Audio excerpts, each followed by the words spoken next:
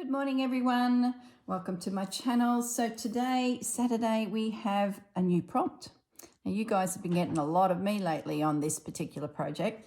Pretty much bar Monday, I think every day this week has been me playing with this whole project because I've got two journals on the go and they're very different. Well, I'm trying to keep them very different because I don't really want to be just doing a repeat across. But I guess the consistency of it all is the prompt that the girls give us, which is spring bulbs.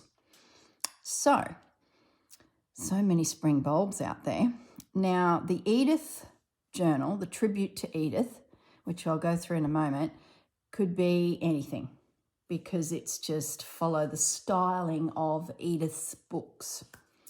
The Seaside journal is my new environment. So that's from my back door to the ocean.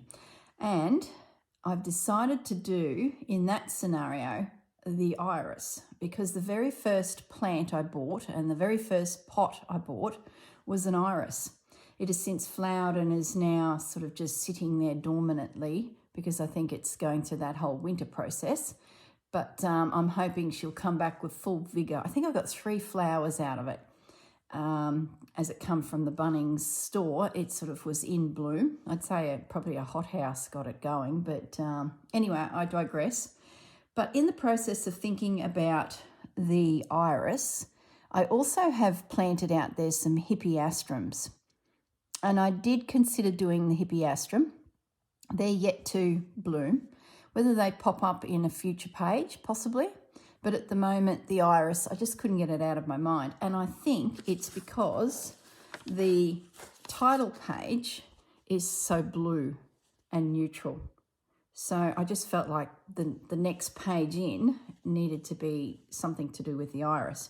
So before I went to bed last night, I watched Sarah's video. This morning I've watched Rachel's video.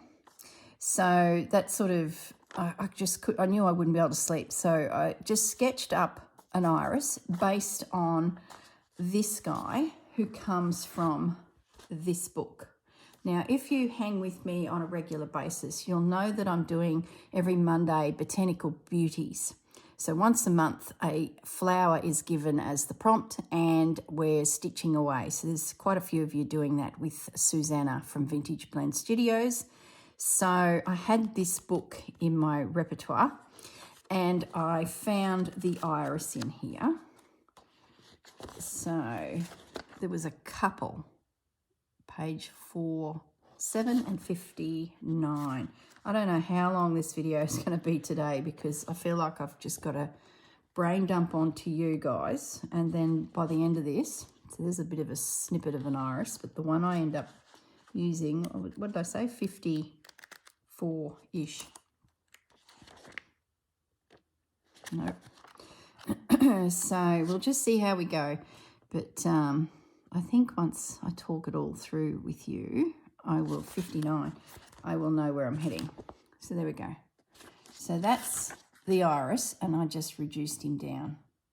And then last night, I just sat and did a quick sketch. Now I found an image on Pinterest, like a botanical site, because then once I knew my flower, I could go hunting for what to do with said flower. And I found this, where there's little pointers going in naming the elements of the iris. And I thought that's what I'm going to do. So we're going to keep it very field note-ish and try and learn a few things here. So by the time I get to the end of it all, I should have pointers pointing to things with botanical names.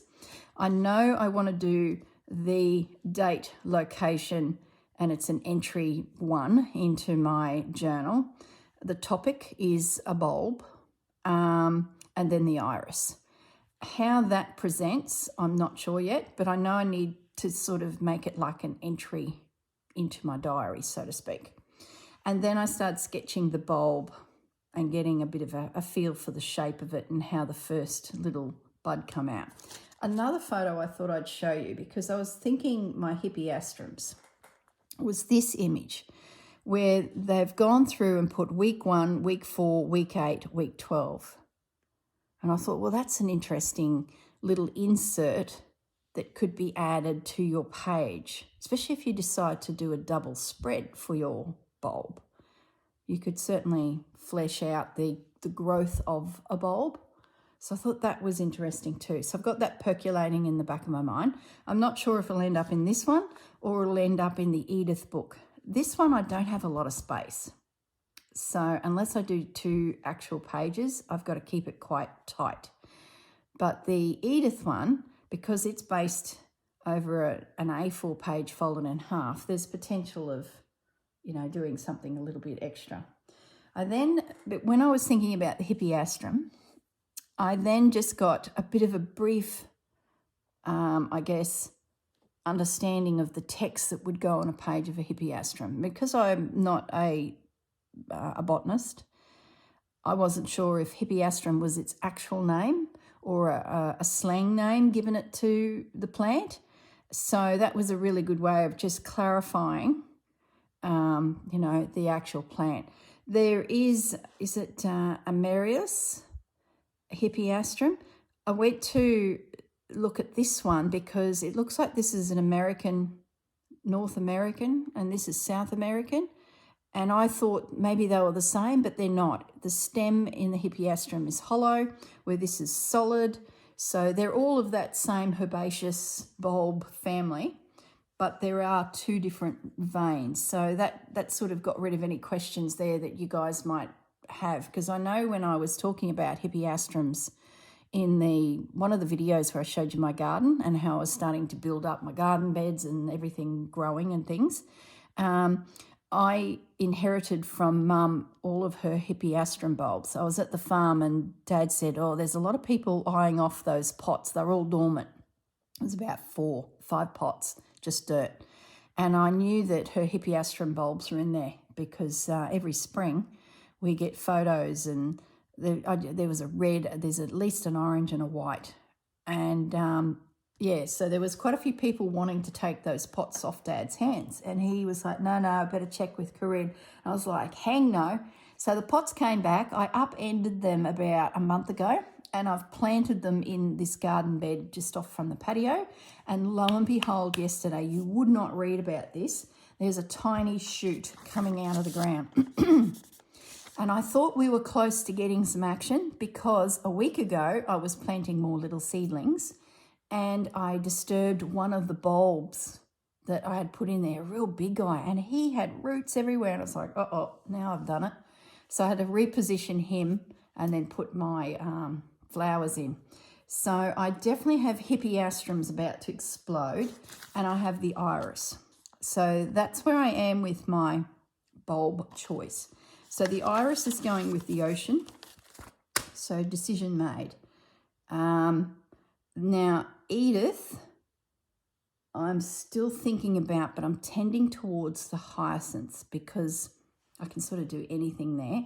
I loved Rachel's hyacinth printed fabric that she has, but I don't have that, so I need to think a little bit more laterally. So I've got a couple ideas, but before we continue, for those of you following along with the Botanical Beauties, we're working through tulips at the moment. Monday coming is me thread painting into these tulips. So close your eyes, guys, if you haven't seen that. You're following along and you want to see, you know, what I all do. But I sketched the tulips. There's, like I said, a flower every month. I sketched the tulips. I've got to be a bit careful because I've actually stitched next month's flower. And would you believe it's got a bulb as well? But we'll leave that tucked in there. Now I've just given you a major hint. Susanna will be like, oh, you be careful, girl. I sketch it, go over it with a black pen when I'm happy with what I've drawn. Then I get some paints, watercolor, and also some gouache paints, and just drop in a little bit of color. Let it all dry, and then come back and stitch some threads in and embellish with some beads. Sometimes I weave, sometimes I do weaving and long stitch, sometimes without any weaving.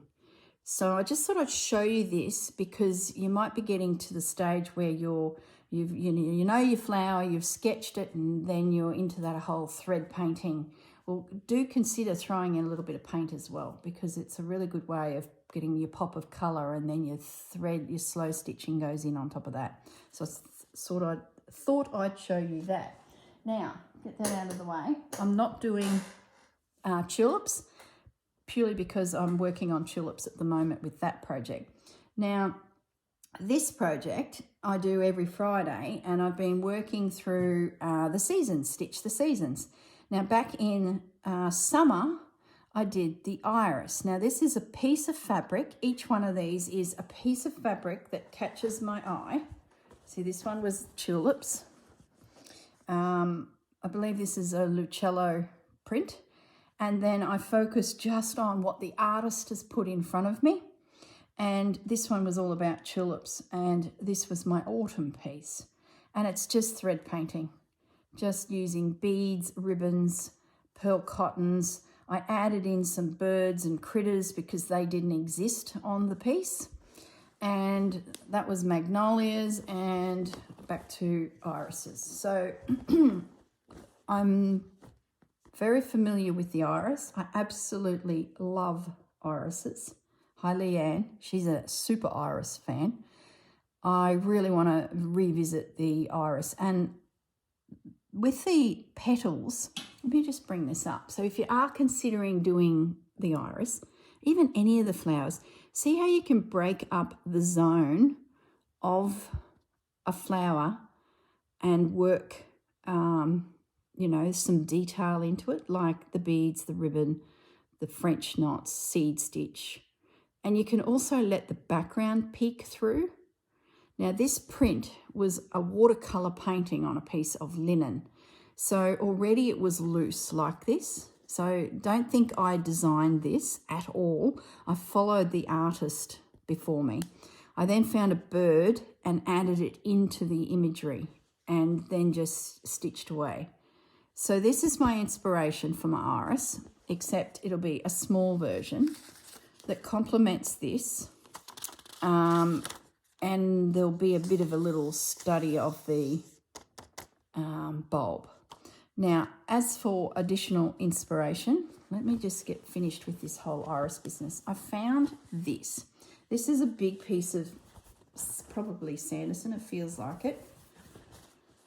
And there's this gorgeous iris here, and I love its tones. And I love the way that the artist has sort of kept it quite loose. So after sketching this last night, with this as my inspiration, I then found this morning, and I thought, well, that's even simpler. Like just 1, 2, 3, 4 leaves or petals. There's a little something happening here, which is all of this in here. So I think I can develop that and still be able to point into the centre there with a bit of description. I love the stem. Look how distinct the stem is. And then there's this bud coming out. So I'm thinking it's going to be a combination when I redraw this of that, and that. Okay? So that's the plan for the iris for my beach journal. I know you're all going to be confused. She's doing a beach journal, but she's now doing an iris. The beach journal is all about my new environment I live in. So I could end up in the Australian bush next doing, I don't know, a Banksia or a goodness knows what. So I'm loving the freedom that comes with this. Now, let me just put this aside. While we're still talking about this piece, my background fabric this time for this piece, I think will be this fabric. If it's not this one, it'll be the Edith one. Actually, it's going to be the Edith one. We've just made a decision. Flip that. Don't know what the background fabric's going to be yet on this one. Now, I'm slowly getting to a point where I can just push some of these things out of the way. So you know what I'm up to there, Iris. Whether we go back to that in this episode or early next week, we're all about the iris. So now I just want to touch base on some supplies and some new ideas I've had which I think might lead me to working on Edith first. But first, let's get back to Edith. So yesterday, I reworked my title page and added more elements of the stained tea-dyed Parisian essenced piece. I've finished it. I've stitched in everywhere. Unless I find something else I want to do, I'm pretty happy that everything is sort of stitched and done. Tab is in position, and I actually pulled it back a little bit. It was hanging right out. Here's my concertina journal base, which is just a lightweight card with fabric on one side and fabric joining all of the hinges, and you know, fabric will end up there, or paper, or who knows what, but a lot of freedom in this one. The other one is based on the Reader's Digest books that have also been put into the concertina style. Now, this one is going to be very concertina. This one, my environment one, I want to utilise spines that the Reader's Digest book has given me. So there'll be pull-outs, flip-outs, pages, like that's a page. Then I might have a concertina over here. I think this was a concertina that pulls out. So this is going to be a bit more eclectic, where this is going to stay in this sort of format. All right, I know everyone's trying to get their heads around this project. It's because the scope that we can do is just huge. So just take your time. Even if you don't get to the prompt for this week and you get it in the next week, don't stress about it. Just take your time, especially if you're like trying to formalize your ideas. And I'm a bit that way. Having two journals is not helping my cause at all. And then someone will say a comment somewhere in a video, or I'll see a comment on in the Facebook group that Sarah and Rachel and Juju have set up. And I think, oh my goodness, that's an idea. And then, anyway, that's how it goes. So my cover is done. I haven't yet adhered it. That will happen. And in yesterday's video, I had a bit of a play with stitching into a Edith Holden page. I've got a donor book that I had nibbled into a couple of years ago, so the pages are all loose and floating. Had a look through. There's no bulb image there. There's lots of other images, but there's no bulb-related plant. I've got only a small range of pages, and I'm not going to remove others. So those pages are going to be my influence of the season. Now, to me, this is spring in Edith's world. It's certainly July is not spring in my world. So this, I think, will go somewhere in the beginning of spring, maybe leading into summer. But it worked really well. So I glued this with my trusty glue stick onto a piece of calico, let it dry, and then started stitching in. I just worked on the lotus flowers. I even Googled to see if a lotus was a bulb, because I know there's this tubular structure that they grow out of in the water. And I thought, oh, hello, I've got a bulb already. But it's not. It's a rhizome, which is not a bulb, apparently. So couldn't you really use this as the prompt? But I can certainly hang around the area of spring as one of my filler pages. For example, let's say it slides in there. I like that, just to kickstart it off. All right, so there will be a smattering of stitched Edith pages through my Edith Tribute Journal. So I'm really happy with that. It worked. So the background for my next flower, which is going to be the hyacinth, is going to be this fabric, because I've sort of got this soft, neutral undertone to everything. So decision made there and there. Let's put that away somewhere safe. Now let's talk hyacinths. No, not yet. First of all, back it up, girl. I found online and mentioned to you guys that Spotlight in Australia had a range of tea towels that had Botanical prints on them. They've arrived, and quite a few of you have gone and ordered them because I think they're going to be really handy for morsels. This one in particular, and this is what helped me decide that my hyacinth was the way to go. I've got this little guy here. There are a few other bulbs. There's the daffodil. Nope, none of those. Freesia, that's a bulb. Lilies, pretty sure lilies are bulbs, aren't they? Yeah, they are. I don't know, I might be missing one there. We're not botanists, so don't stress if you get it wrong, because I'm not going to stress. Someone will point out that you're wrong. So it's all good. We will learn something out of this. This set of tea towels, these were a set of 2, is, look, bulbs. For those of you that don't have a big flower garden, you might be on a farm and have vegetables. Bulbs, spring bulbs. I know my father's onions are really starting to get going now. They're in summer, they will start to die off and they'll be ready to harvest. So, yeah, I'm pretty sure the spring bulbs. Did the girls say flower? Spring bulb. Look, as Sarah said, it's your project. Do what you want to do for your environment. And if you can't get out to your environment, or you're in an apartment or something like that, well, your imagination can go anywhere. So there's 2 bulbs. So that is another set of tea towels. Aren't they great? Some are linen and some are like a heavy weave cotton. So there was 2 herb ones, and this one here I thought was a cracker. That's Australian native imagery.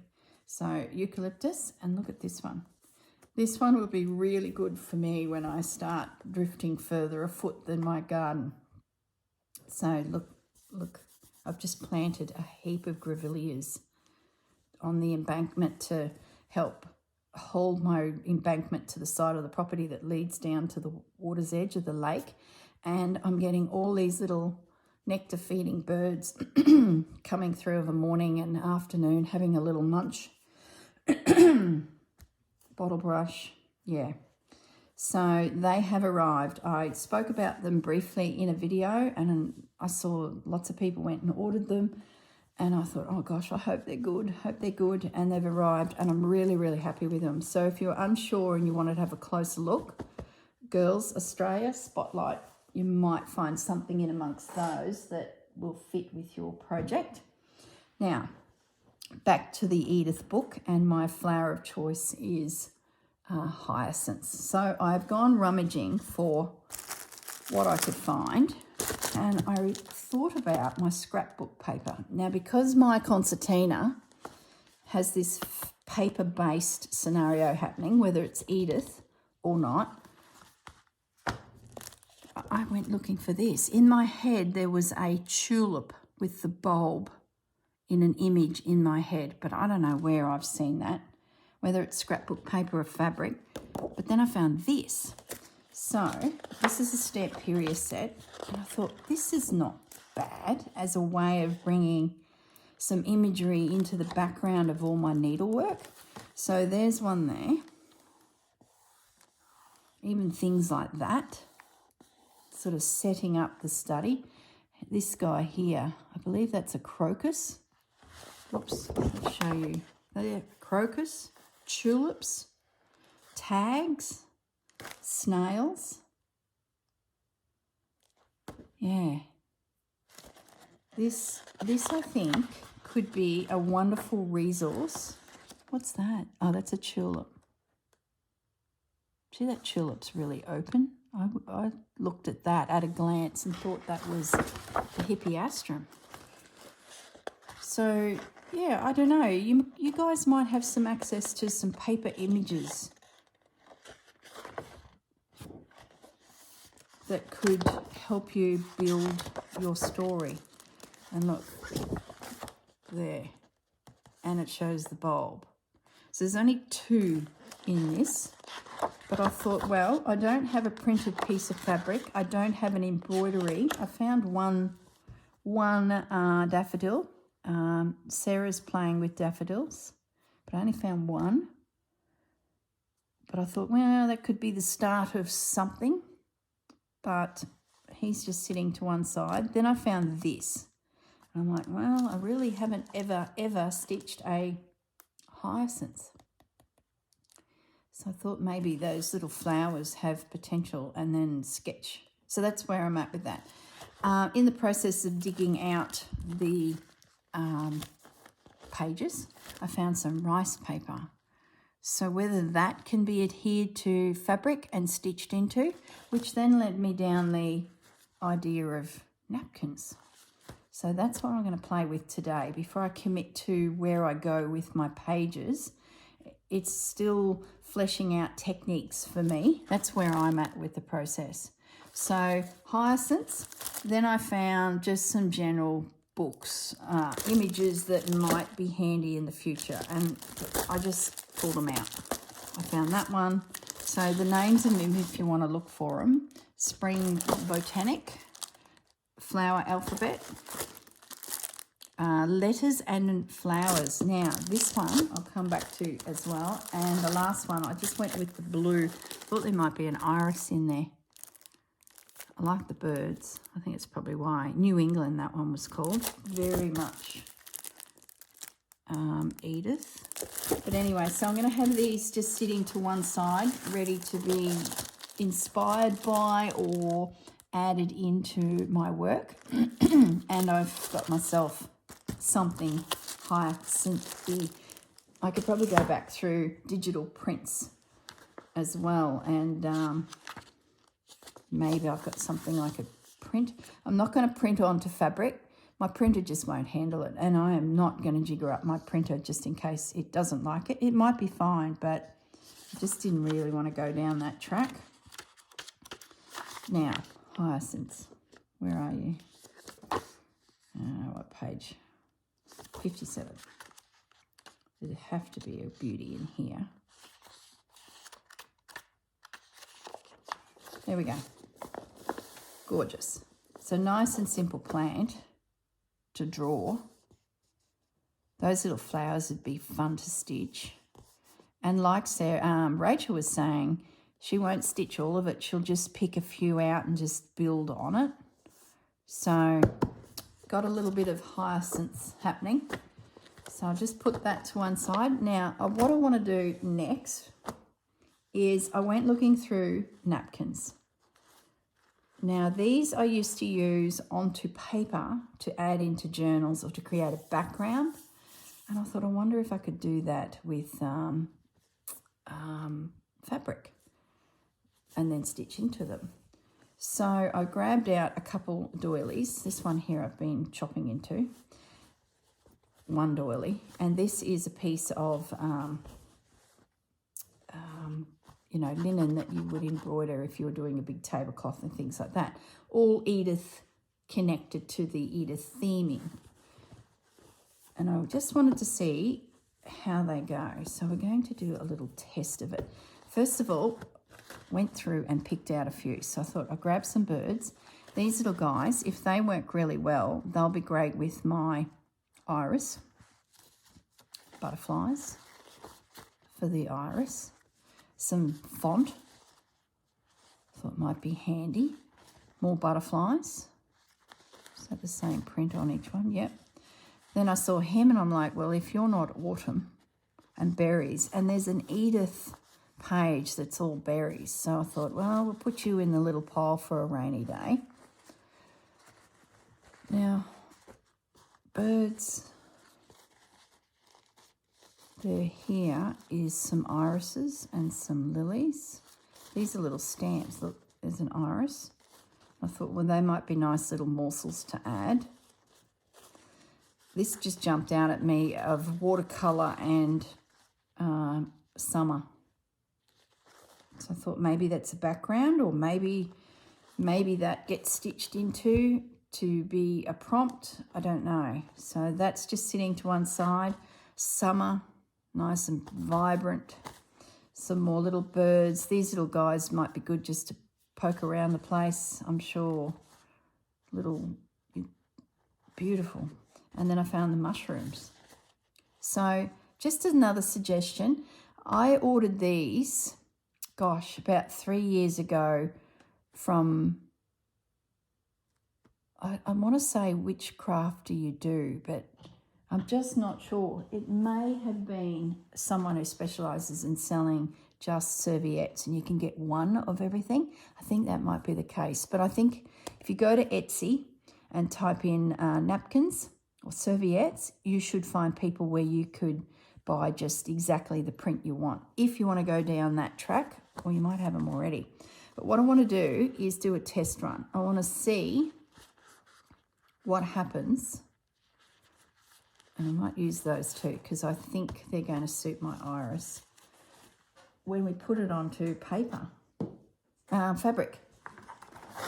And when it dries, can I stitch into it, or is it an embellishment only? So that's my first activity for the day.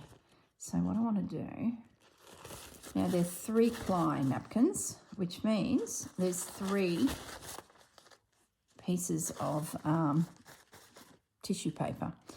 Around the edge of the napkin, you will find a little bumpy little area. Now, I've been lucky enough to go to a napkin factory in China when I was considering doing my own napkins for our Christmas stores, or at least putting a selection of designs together that I loved. But unfortunately, I was too small of a retailer that I could not do a 20-foot container of each design. So that was the end of that. I did pick some beautiful designs that I'd never seen in Australia, and I was like, wow. But unfortunately, they wouldn't talk to me. So what I did learn is those little dimples hold the layers together. So they've got a machine that presses the perimeter, all of the layers, so they become one. And what you can do is you can use sticky tape, but if you gently run your thumbnail just gently over those dimples and press them back opposite to where they were, you will find your napkin should separate really easily. Or you can use a little piece of sticky tape. There you go. You see that sound? That's the dimples releasing. So if you flatten them, you can get your layers off really easily. This is really good to use for maybe doing your own sketch and then gluing it to fabric. So there's another maybe work. But this is all hinging on whether we can stitch into it at the end. And that's my experiment. So I'd say what I'll do is I'm going to film. Is there another layer there? Yep. I'm going to film this little activity. Then I'm going to pause the video and I'm going to let, if I can see the ink on there. Look at that. How subtle is that? Oh, the journaling days are coming flooding back. So I've got this one and I've got this one. Once again, just going to, he's in a good spot, just flatten those little bumps. But you can use, like I said, a little piece of sticky tape, stick it onto there and pull it back and it will bring those layers off. But if you don't have sticky tape in your craft room and you couldn't be bothered walking to your stationery cupboard,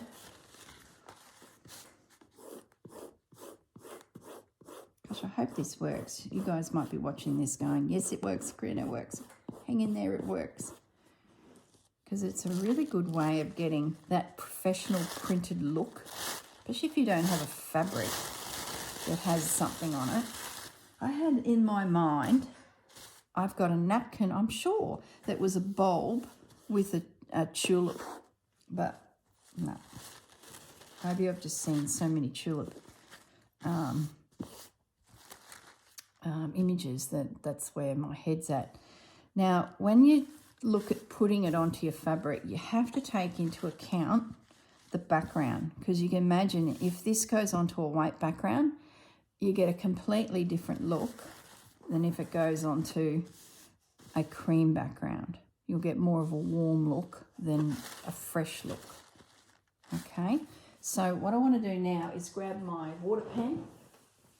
Didn't think of that. Where is she? Okay, I might just have to grab a brush with water.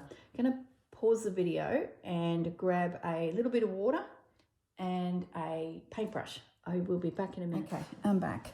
I've got it's like a brush that holds water with a little nib at the end, somewhere around here. Must be still sort of half packed away and not out in my supply area. So good old paintbrush, a little bit of water helps you separate your napkin. You can cut around, but this will work. And all you got to do is just wet the napkin where you want it to divide. Might catch the word postcard. And I don't want the side of it to look so straight, so I'm just going to moisten that as well. And then once that moisture hits that fabric, that paper,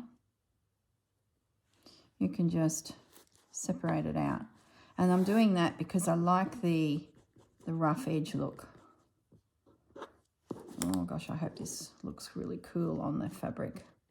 I have put them on fabric before, but I've never stitched it, and that just would be such a bonus. So now I've got rid of all of those bits. So, whoops, pop him to one side. Let's slice you out, my little friend. And separate. He's out. Let's grab that stamp.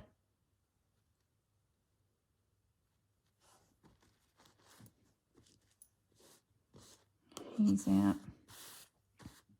Do we do more? No, we'll leave it at that. Leave it at that. Let's go to the butterfly and grab him out. And like I think I mentioned already, the only reason that I'm doing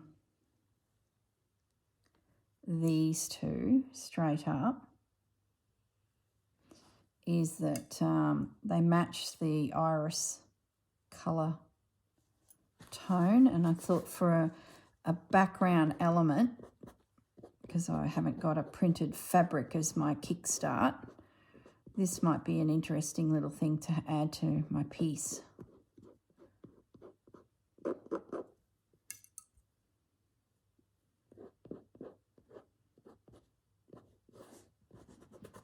All right, so we've got some butterflies.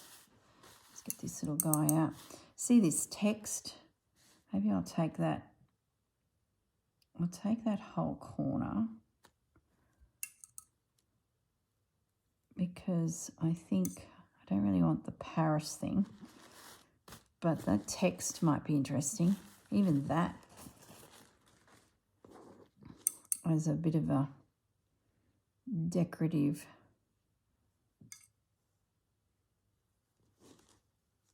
I don't know how long this video is going to be today, guys. It's so hard to refrain myself. I know you're all feeling the same. Isn't it classic? A lot of fun, isn't it?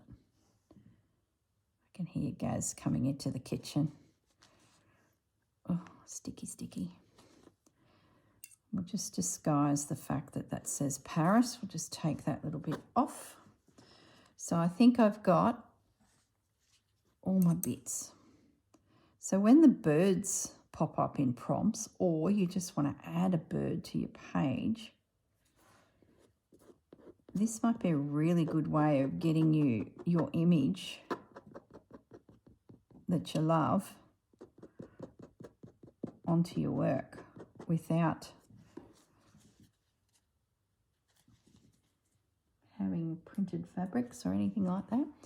It's just a case of just coming up with different ways to build your slow stitch piece.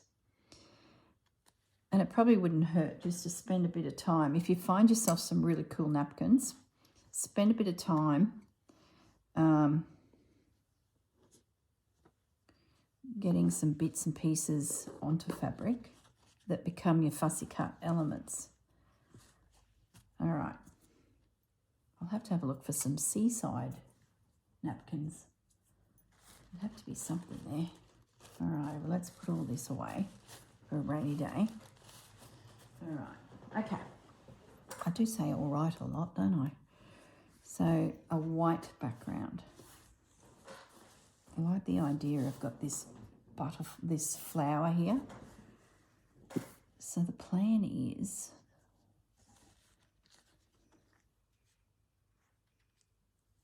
maybe being able to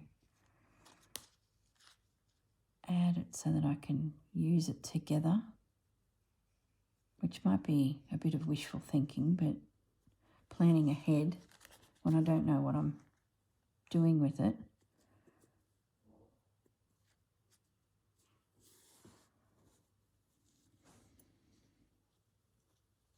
Do I just do it out in the middle? I might just do him out in the middle. Wait, that did work well, but I might do him here, and if I can include that, I can. If I can't, doesn't matter. He's out here. Yeah. So the plan then is to coat, got threads on my, I'm gluing calico to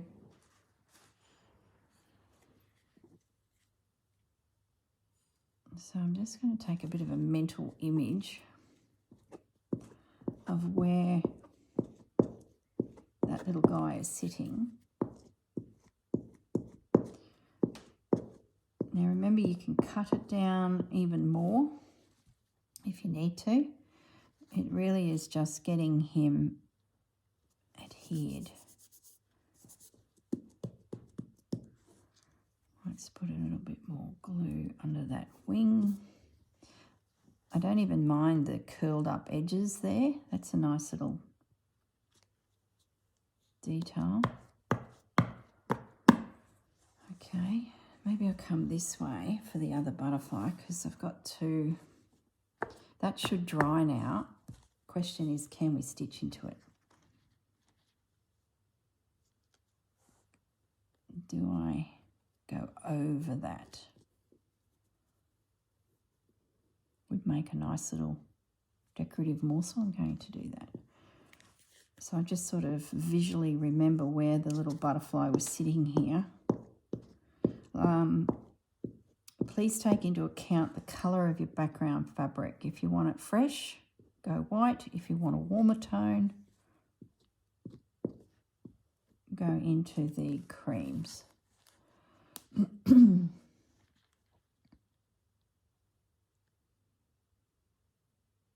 Just don't know if the word butterfly is going to do me any favours down the track, but anyway.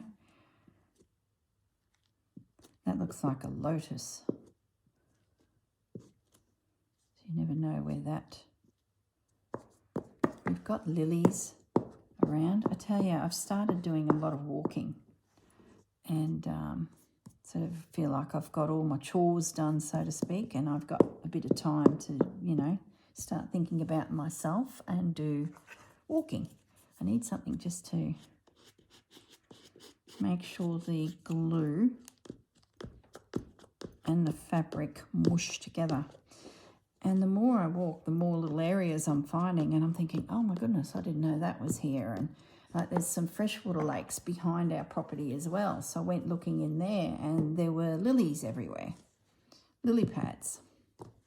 Oh, freshwater hyacinths. Isn't there there's a weed that grows in lakes. It's hyacinths. Pretty happy with that, guys. I might actually, look at this. What about we do that there and have the doily as the little edge? That'd be a nice little morsel for a rainy day. Oh my goodness. It's worth a try.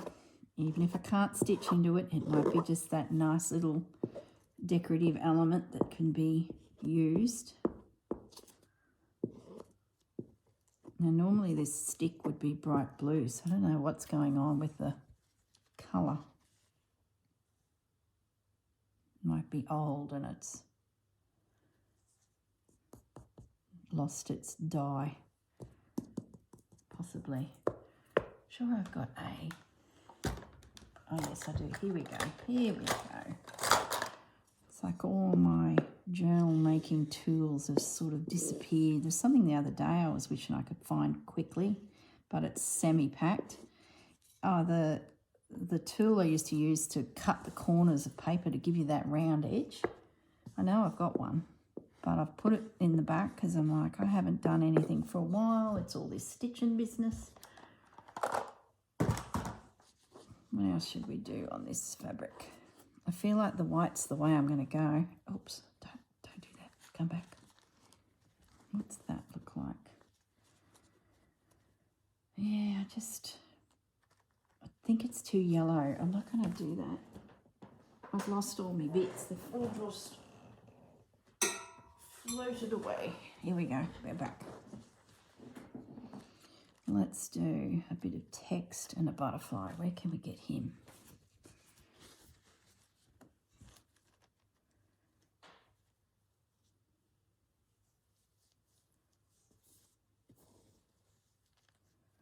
Maybe we try to utilise the flower's position and build it around that. Oh, what a nice little piece. And then you've got the lace of the doily. Oh, I like that. I'm sure I can stitch this. If I can stitch paper that's reinforced by the fabric from the Edith book, surely I can get some little stitches into this. I think probably the biggest thing is making sure that the tissue is glued to the fabric nice and strong. You could, and I've used in the past, PVA glue, but I didn't go down that way because I felt like that might make it really difficult to stitch through. So I'm trying to keep my gluing process as thin as possible so that I'm not putting pressure on my fingers to stitch. Wear and tear. Got to look after the mitts. The girl does a lot of stitching and I don't want to hurt myself. As it is, there's sometimes I just have to take a break because I can feel joints are getting a little bit tender. Now, what else have I got? I've got this big guy. I've got a little stamp. Oh, sticky fingers, sticky fingers. Clean the fingers. Clean the glue off the fingers. This will be really handy process when it comes to birds. If you want to add a little bird to a page but not go through the palaver of stitching one, because the prompt may not be actually a bird, but you want a bird as your little decorative element. I think we'll put the little stamp down here. We'll put it in the corner because then we can gather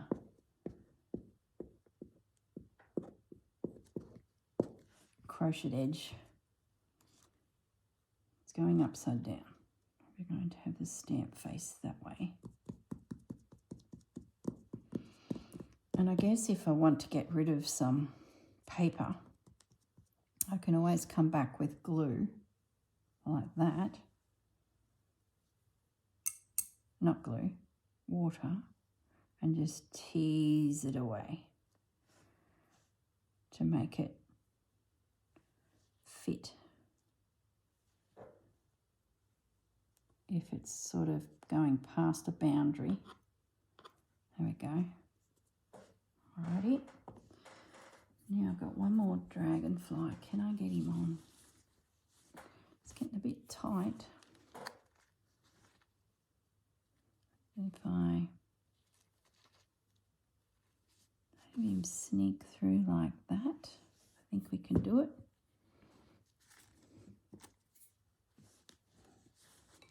Now this needs to dry. Corrine, you're going to have some patience and you're not going to start stitching within 20 minutes of it like you did with the Edith book page when that went onto the fabric. So I'm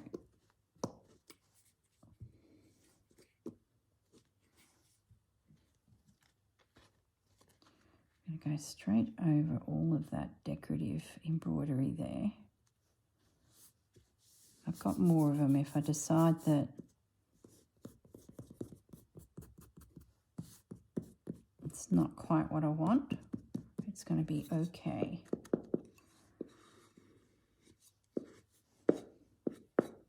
Little edges like that I'm not too worried about. I can, like I said, always come back through water right where it hasn't glued down and just soften it to the point where it comes away, or you leave it because it gives you a nice texture to the edge. Might as well use the Paris one, hey? Can't hurt.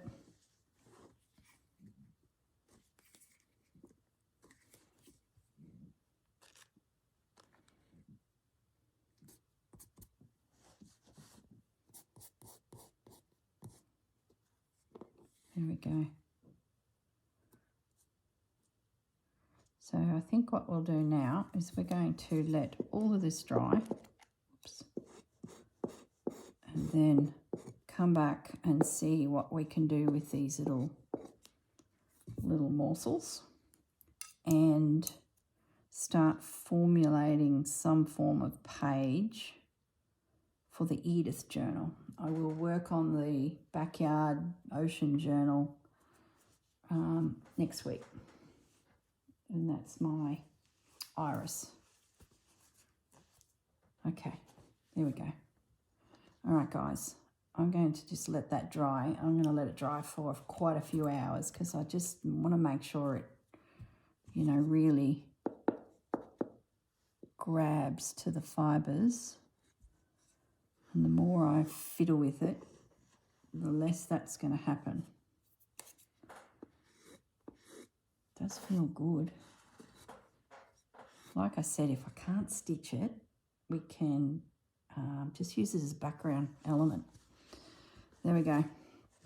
All right, guys, I will pause the video and I will be back in a few hours, if not maybe even a day, and we'll see how it all went. All right, guys, back soon. Hello, I'm back. So the paper napkins are still drying and I'm impatient.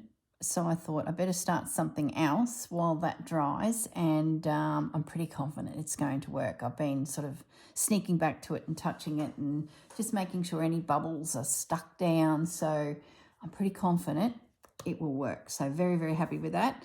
Now, what I'm going to do in the meantime is I decided to get my paints out, and I just Googled the colours that the hyacinth come in. Like, seriously, just amazing. So I thought I might do, look at that.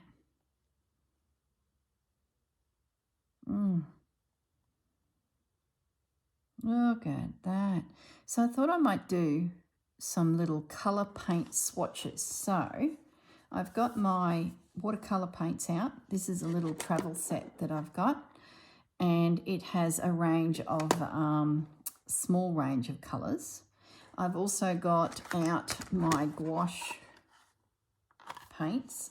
Now I got this from listening and attending a Fleur Woods class that she uses this brand of gouache paints. So they're really inexpensive, and yeah, you can pick them up at like kids' toy shops is where it was an online toy shop type place. So I've been using this through Botanical Beauties as my base, and there's some fantastic colours here. So yeah, I did grab my Inktense pencils out, but I wouldn't say the colours are jumping out at me there. Probably more irisy tones. So I'm going to leave those for a moment. I've got enough And I grabbed a little piece of paper towel to absorb any water. I grabbed a piece of Japanese textiles. It was the first thing I saw. I can always go back to calico, but I thought, no, I'm going to use a different texture. I also cut out my little iris inspiration. Not iris. Oh my goodness, this is going to be confusing. So I'm thinking that there, and then as I build my background and my imagery, I'll sketch in the hyacinth here based on these types of drawings. And then to break it down, I thought I could sketch the little itty bitty flowers. So these little guys broken down even more, just little pieces. So that's where I'm at. So while we wait for that to dry, I've got 2 pieces of base fabric that suit my journal. Now, when I open my first page of my journal, let me put that out of the way. And being that it's concertina, I've actually got potentially the opportunity to go for 2 pages. But we'll see. If I can get everything I want to do on the one, great. If I can't, I've got 2. The Edith Holden page that I've stitched has just been pushed forward a little bit. And I did a bit of research too of how the seasons roll in Europe, because that's where Edith was sketching. So July for me in Australia is winter. July in Britain, Europe, is summer. So I thought, all right, well, summer's coming. So I've pushed this back further in the journal. Then I went looking through my scrappy bits of my Edith book that's falling to bits. And the March, April, May, which is the spring months, are gone. I've used them somewhere. So I don't really have a page that I can do as per Edith. And I sort of felt like the inside cover, so that's on the front, could be a bit of a spring thing. But I'm going to see where the hyacinths goes, because I still have up my sleeve this. So maybe this is a spring title page, and here is the hyacinth. So I started pulling out that as well to sit with my fabrics, and that. We'll see how we go. Maybe there's a collage of spring flowers here, and then we get into the hyacinths. I don't know. That's where I'm at. So I'm going to pull out 1 page for now. Actually, I don't need the pages for now. We're just, yes I do. We're going to sketch at the end of this. This video is going to be so long. I'm going to try and shorten it a little bit. The pages of napkin that I glued onto that fabric is really for the iris, which is the second journal. So I thought, well, you know, I can soldier on. So I'm thinking of picking some of these gouache paints and doing a bit of a hyacinth colour swatch of what you could find hyacinths in. So that's where I'm at. I think this is a good colour, and it's just going to be a pop of colour to make a swatch. I'm going to go, and I'm looking at my picture here. See the pinks? I need something a bit paler. So I might mix that guy, that white, in with a bit of this pink that's sitting off to the side there to get a paler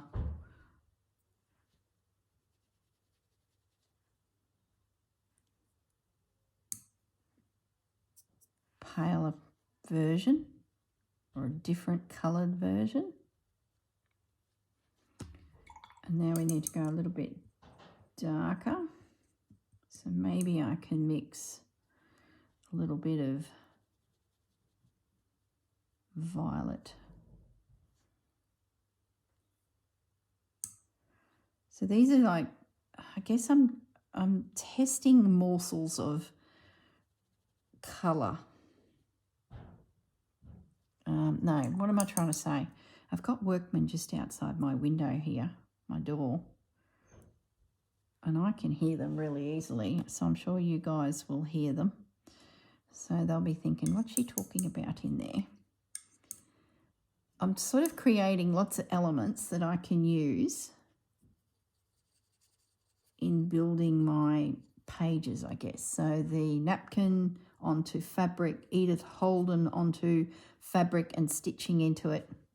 So I'm sort of working my way through lots of little elements, and in the process I think I'll have a pile of techniques that I'm happy with to the point where I'm ready to sort of, you know, stitch and pull it all together. So these little, what colours a hyacinth can become is what this little page is about. So I'm just sort of, and I do like gouache paints, I have to say. Now we could even do a green leafy one as well.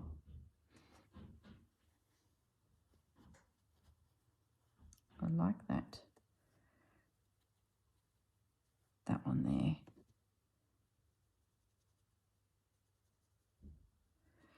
We need to go a little bit darker, so let's pull a bit of that in.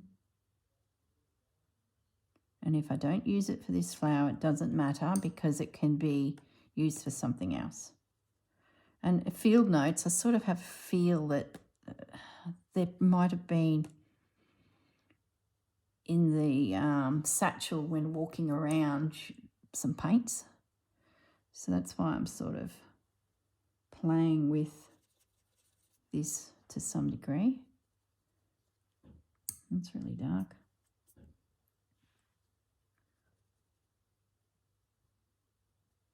Oh, that's better. It's more of a... So with spring in mind and that, I might, while I'm at it, while I've got my paints out, do a bit of a yellow swatch. Can't hurt to have a little yellow one as well. Even if it gets autumnized and it becomes an autumn, I can always bring the paints back out and pop, need to darken the yellow but not be orange. I can pop an orange in there. Yeah, there we go. That's got us another shade.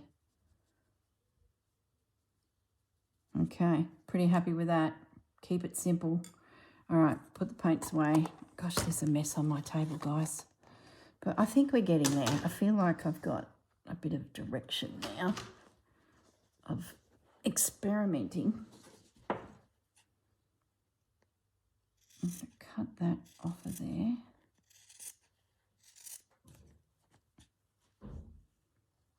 I might keep those two together until I know the space that it's going into. Do I keep those two together? I really feel like there's going to be a spring page, you know. I might just leave them over here. And that's the base that potentially could be a spring title page. Let me just bring that into shot. There's sort of something building over here. Goodness me, there's going to be multiple pages. Surprise, surprise. Okay. So, all right, I think I'm okay with all that. So we can get rid of that. Where's our base for our hyacinth? Here. Let that sit there. It's all building up bits. See, then I can go looking for fabrics for that. Fabrics for that, potentially, or that. Need to dry. So here's our book. Yeah, spring flower. Now, the other thing I wanted to grab and show you is the colouring in book and have a look at spring for young Edith and what she would have been looking at. bulbs, dewdrops, lambing, spring lambs, March, April, May, glorious sunshine. See, yeah, warm day of spring. So here's text that we could pull from. Daffodils, daffies, daffy down dills are coming. Daffy down dills is come up to town in her yellow petticoat and her green gown. Oh my goodness. Oh my goodness, how adorable. So let me just grab the ink. This is my heat soluble pen. And let me just write that somewhere. Where can I write it? I need like a piece of paper, guys. Otherwise these ideas just disappear. Notebook. Notebook? No notebook. All right. I'm just going to pause and grab a notebook, guys. Okay, got my little notebook again. And this is what I was sketching in last night when I was talking about the iris was the first thing that popped into my mind. Just to get it onto something paperish. So this is the spring. Looks like I'm doing a spring page. And I love how she's written this. Oh, there's the botanical name. Well, there's a Shakespeare quote up here.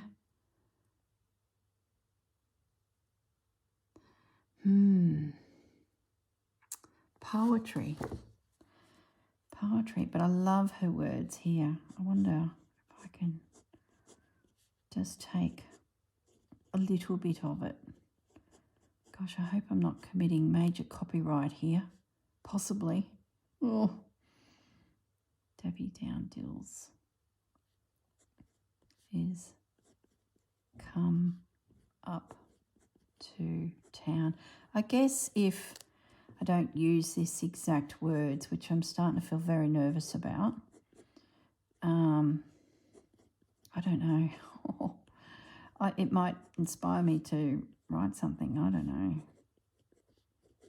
I just don't want to lose this little morsel of inspiration in the abyss that is my table.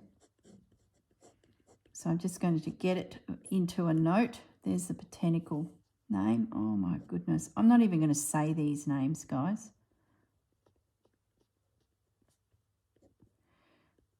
And this is probably one that is quite fine, because when I look up at those daffodils, maybe it's a different botanical name to those other ones. What else is she doing in spring? Some little birds, lots and lots of spring flowers. Oh yeah. Butterflies, swallows. Well, that's an orchid. I wonder if that's a bulb.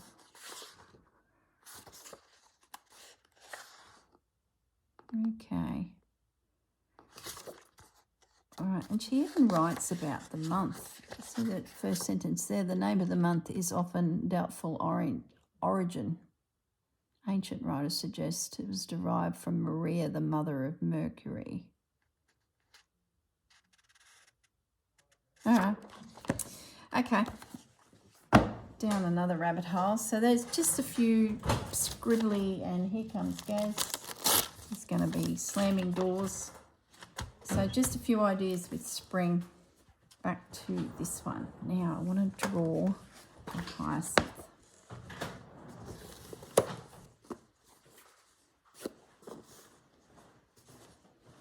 So let's do a little bit of sketching. So if that's going to sit there, I need a bulb.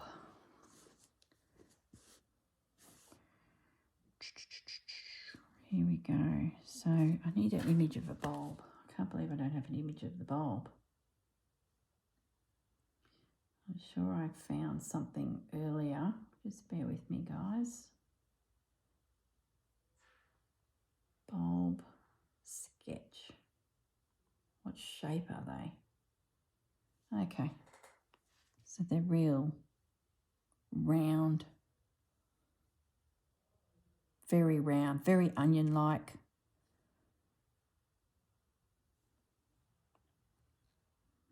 go. I think Rachel mentioned in her video that she's going to really stitch into the bulb. That's a great idea too. Lots of texture. Fabricy bits. Okay. So let's get a bit of a bulb happening here. Very round. Don't know if this is the right size, but it's just get something down. Fabric all through there to get it feeling like it's a... Then they're often quite raspy and flaky at the top. And then we've got the main flower stem. Let's get that into position. Not sure if it's the right thickness. We'll get back to that. Then we've got the start of this flower that's coming through at the top here. And then it's just full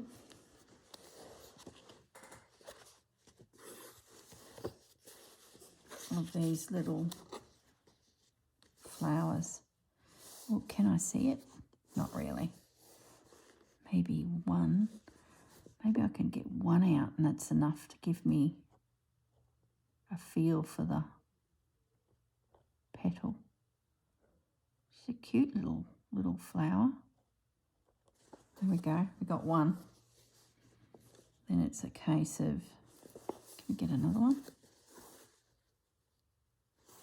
That one there is facing upwards. I like that little guy. I sort of can see it. Can hear the men talking. Gaz is finally getting some gyprockers in now to gyprock the shed. And they start today. So for the next week, I'd say there's going to be guys out there working away. So they're 5 petals. 2, 4, 5, yep. And they've got like a soft little curl to them with a pointy little petal. And they're quite dense. So just building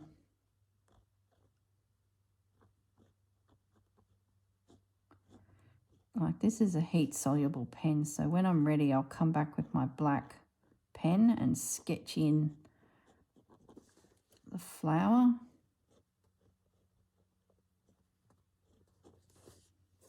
Trying to roughly stay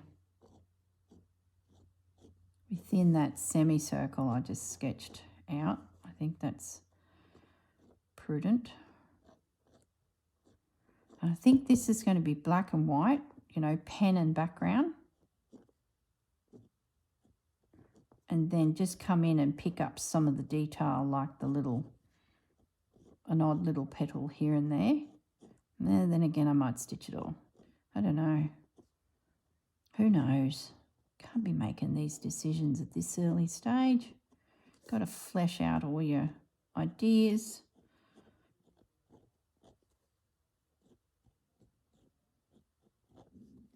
How does it meet the bottom? So they get quite loose.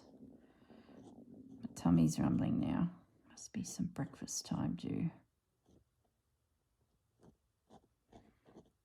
So we're pretending we're sitting in the field, sketching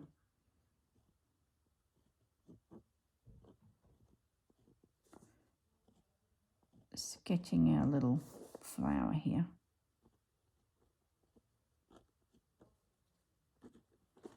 Okay, so is my stem right? I think I could do with an iron just to tidy that up. The leaves come out. They've got a soft sort of finish to them.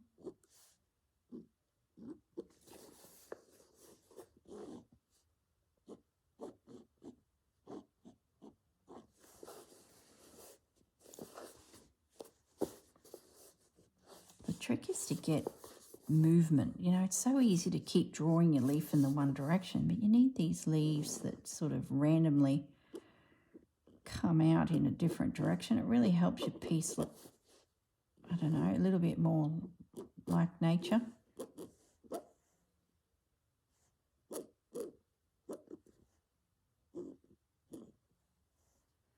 Yeah, okay.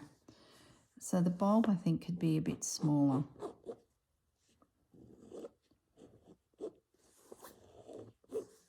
Yeah, about that size.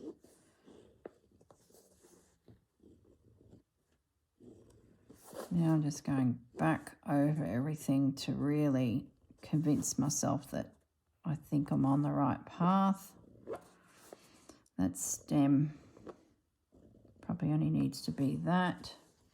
If I had my iron here, I'd tidy up as I go, but I don't want to pause the video again. You guys will be thinking I'm unorganised, which I am.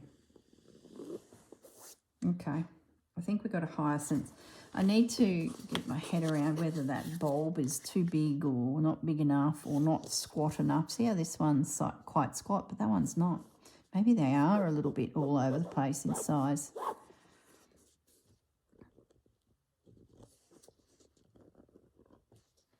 Okay. That will go there, and I've got my swatch to show us, you know, different colours. Now the other thing I wanted to do is do a bit of a delve into, maybe I'm going to bring that down and cut that a little bit, is the actual flowers themselves, and do maybe an arrow and then a little detailed sketch of a flower, you know, where they study a little bit more whatever it is they're looking at, like a bird's wing or something like that. So like a little, what about, there was an image I saw in a botany book where they had broken down the flowers. See that there? So maybe, where's that going to sit?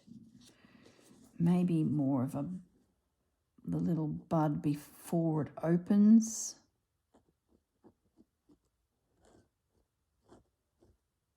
Sketch. Maybe I don't need a line. That looks like a bit odd. They have, now the workmen are, they have like little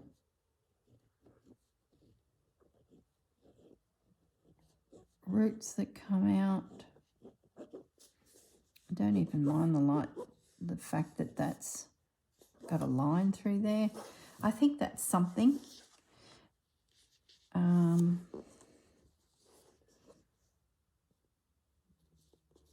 Maybe something like that. I think I need to go find some fabrics as well. The other thing I've got, well, I guess the next thing I would do is go through and sketch it in my black pen. So I'd hate to think how long this video is. All right, let's have a little look. I'm thinking along the lines of maybe the number 3. I'm happy with that sketch. I'm just going to go for it, I think. And I like that it's sketchy. So maybe, see, in Botanical Beauties, I got real thin, distinct lines. I might try and keep this a little bit more sketchy. I like that line through there. Going to keep that.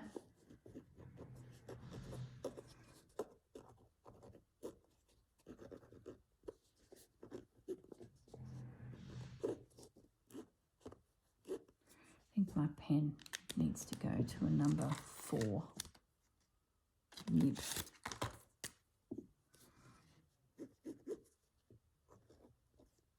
I want to show that I couldn't decide what size that bulb was.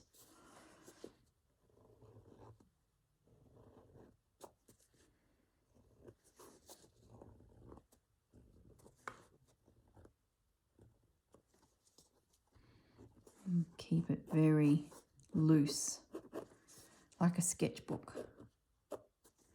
Now, where was I doing the stem? I'll come through there. Now, being that it's sketchy, I've got wriggle room.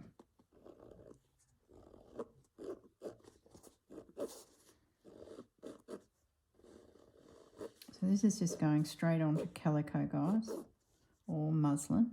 Where are those leaves going? That one's going down. Did I do the roots?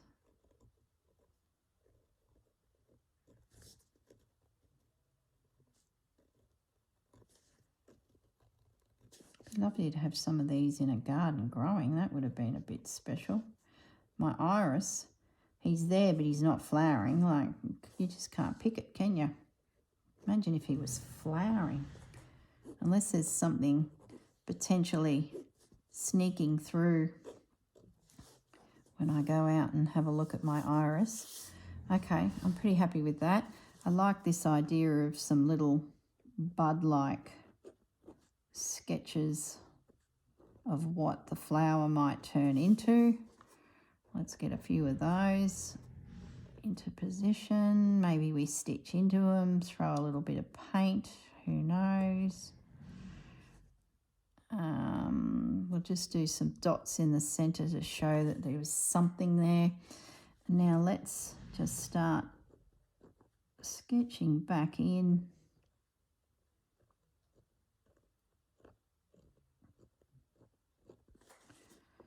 Some movement of petals. Those heat soluble pens are just perfect for this because you get the iron out and it's gone and you can start again. I would have jumped up and grabbed it if I felt like I was getting a bit out of, you know, the design just wasn't coming together. But I think what's helping me is this is sketchy. It doesn't have to be precise because it's a field note. That's just taken so much pressure off. As long as it roughly resembles something. I think the hyacinths is a good one to do, guys. I know drawing daffodils can be tricky because you've got to get that tubular look and show depth. So it wouldn't be game to try that, I don't think. Oh, maybe I will, you know, sucker for punishment. Give it a go.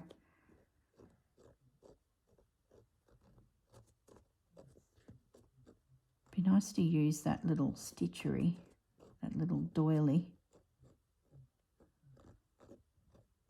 It's the only one I could find. I don't have any others. I don't have any daffodil.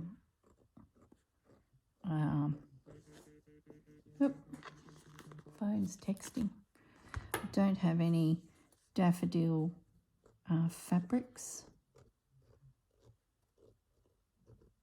But a spring page, I could do a bit of everything. You know, I think that's pretty good. I feel like I could do another little flower. Where's this all going to sit? Oh, I don't mind that. I feel like I might decrease that in size. But I sort of like the fact that it all overlaps too. And what I'll probably do is stitch around that to get it onto the page. What about some lace? I've still got my bits here from the other day. Is there anything here? Might be all too bulky. No, a little bit. Oh, I like that. Here we go. Some French lace may drift across the bottom there. Yeah, I like that. Take that out of there. So it really is just building up your layers. And I think, Corrine, listen to this. Less is more with the internal pages of our piece for this Edith. Edith's pages are very simple, beautiful, elegant sketches. So maybe I need to, yeah, look at that. I like that. This little guy, do we break that down into 2 smaller pieces? Yes, we're going to. Yes, do we? One up there, one down there. Yep, we're doing it.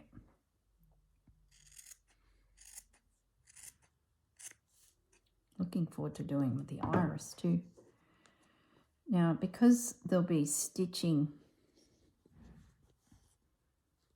in my hand, this piece of card is going to appear on the page right at the very end. So what I'm going to do, I'm happy with its position, is I'm going to draw around it, which tells me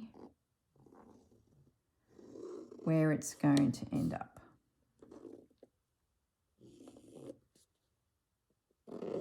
Then I can put it away somewhere safe, and right at the very end, so if that goes there, with some pins, right at the very end, I'll slide it into position and adhere it down or stitch it down or do something along those lines. What do I do with the painted swatch? Here it is. And this little guy, I think, will be up here. But I can only stitch it down to the point where I bump into where that line is, so that when that comes in, let's say I do an overcast stitch all the way around, when I get to that line, I would stop overcast stitching and just stay on the piece and then pick up the fabric behind when I get past where the cardboard's going to go, and then overcast. So then when it slides in and that gets glued down, it'll look like the overcast stitch is all the way around, but you and I know that we stopped and started where the cardboard would slide in. That's how I'm going to integrate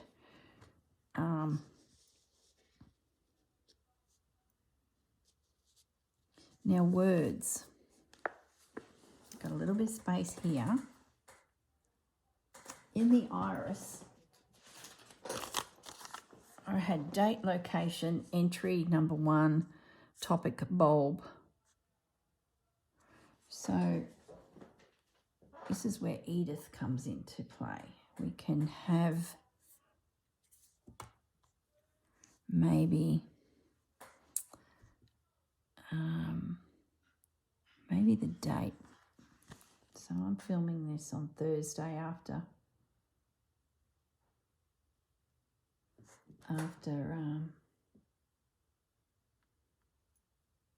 the announcement. So for me, it's the 11th of July. So maybe I do 11th. I like the idea of writing the month. July, so that's very Edith. July 11, 2024.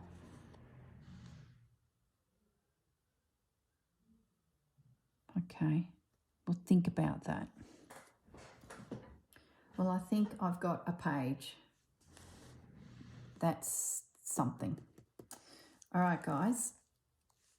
I might just see, this piece is hanging around and I just feel like I could add a little bit more. You know how it is. Maybe I can't. Nope, I don't think I can. Butterfly. Nope, leave it. That's it. First prompt, tick. Will it lead into other pages? Possibly. Because I think I need to explore this title page business.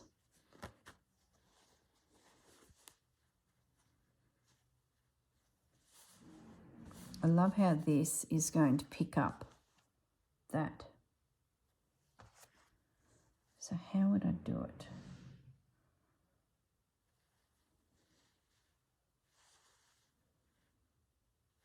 Gosh, I wish that was there. I'm going to think about it, guys, and I'd love that somehow because it matches. See that there? Maybe, oh, there's a little one, there's a big one.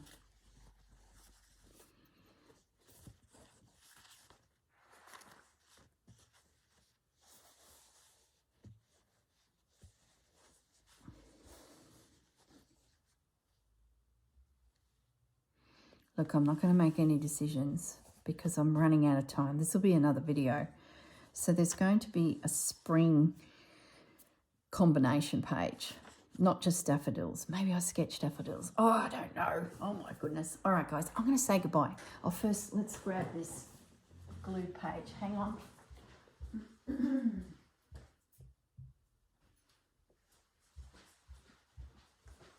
Okay.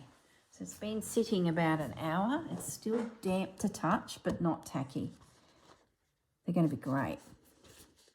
So these will become little elements like these and these to build something. And these will go with my iris, which will be in another video. So yeah, there we go. All right, guys, I feel like we have a plan. We've got an iris happening, a potential spring page, because that's the prompt for the season. So I think we need a season page. And we're on our way. So I'll iron this now to get rid of the first sketch, which will then show me where I need to come back in with my pen and rebuild it. And then I can have a think about stitching some purples and pinks into our plant. The name of the plant. I haven't got the name of the plant in here. Might be able to write that. Maybe I can write it. Don't use the permanent pen to start with. How did they do it here? Or just underneath it? Yeah, I'm thinking maybe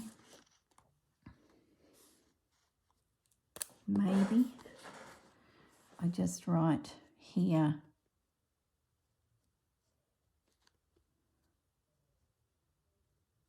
and stitch it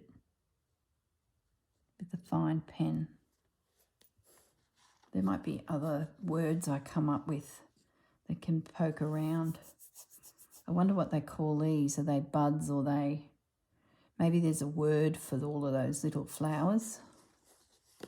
So I'll look into that as well. Maybe there's another word that can go here. Don't like 2024.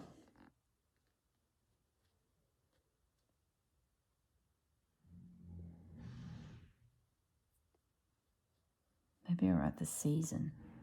Anyway, I'm going to say goodbye, guys. That's enough. I'll catch you all in the next video. Bye.